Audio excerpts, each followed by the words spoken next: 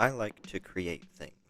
I enjoy making characters and stories especially, and often sketch out ideas I have when I can.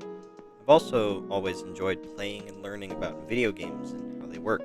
In fact, when I was 15, I went so far as to make a ROM hack for a 3DS Pokemon game, and it provided a lot of insight to me on how video games work internally. You can't find it anywhere anymore. I took it down, but that's besides the point. I've always wanted to make my own game since I was a kid, but that experience really made it clear to me that I actually might be able to.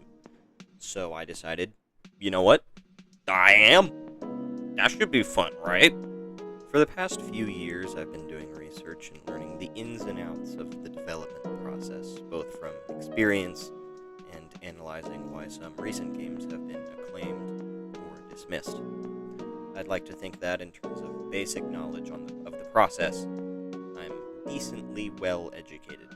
Of course, there is much I could still learn, but on a base level, I understand a good chunk of it. However, knowing how the process works doesn't really help without the tools and knowledge to actually get started. In the 10th grade, I took a class on computer 3D modeling and I really enjoyed it. 3D graphics aren't really my strong suit, though I don't really mind that since I prefer 2D, but I loved going to the class because I had an excellent teacher who structured the lessons on an individual level. So the next year, I took his Intro to Computer Science class, as well as his Computer Game Design class. All in all, it went fairly well. The class taught Unity, a fairly popular game engine at the time, and by the end of the semester, I had a fairly fleshed out game. It was by no means a stellar experience on its own, and still very unfinished, but it was playable and I was very proud of it. It featured pretty basic 2D movement, some entity interaction, just really basic stuff like that. That summer, we moved across the country, so I couldn't take his class again, and the new school I'd be spending my senior year at didn't have any computer classes. Luckily, though, my previous teacher had introduced me to a great channel for Unity tutorials, Brackeys, that really clicked with me and I could follow along with and understand well.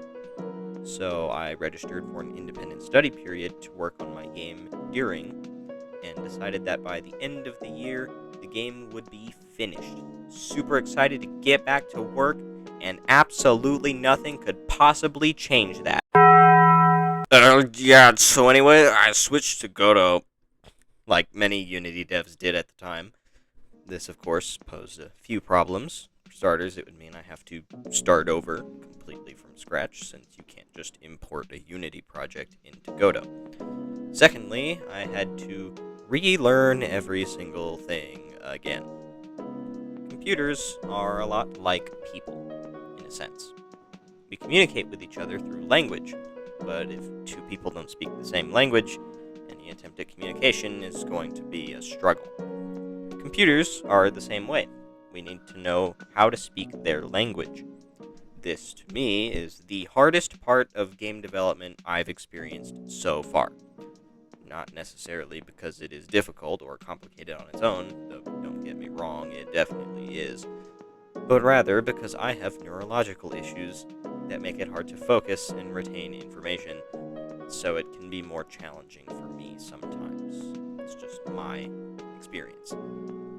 That aside, another huge struggle I've had is just simply finding good sources for information. GDScript, the language Godot runs in, is very well documented, but if I'm being honest, I personally can't really make heads or tails out of most of it. In addition, there just aren't many tutorials for the things I want to do that I can follow along with. One of the reasons I've been stuck for so long on my current project is just lack of knowing what I need to do to make it work, and not having adequate resources to properly learn, so development has been slow. But on a more positive note, it is still in a playable state, which I am quite proud of. So now let me tell you about the game instead. This is Inkwell. He's a cute little birdie guy, and he is my guinea pig of sorts. Right now, all he can do is jump and run, but I plan to give him a bit more mobility as I learn about how to do this, like an ink projectile to interact with objects or make the floor slippery, letting him gain speed.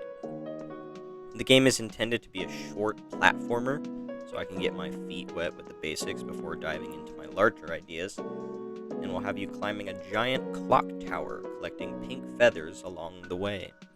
Of course, it will include various obstacles and tricks and such to make it a bit more interesting, but that's for another time. And recently, I found out that Brackeys has started making tutorials for Godot, so I'm hoping with that resource, I'll be able to make some more headway soon. I hope you're excited to hear more about my game. I'll definitely be posting more about it as I make more progress, kind of like a devlog sort of thing. And honestly, huge shout out to Brackeys. There's a link to them in the description for anyone wanting to get started in game development on Unity or Godot. That being said, thank you all for watching, subscribe, and all that if you enjoyed. And I hope you all have a wonderful day today.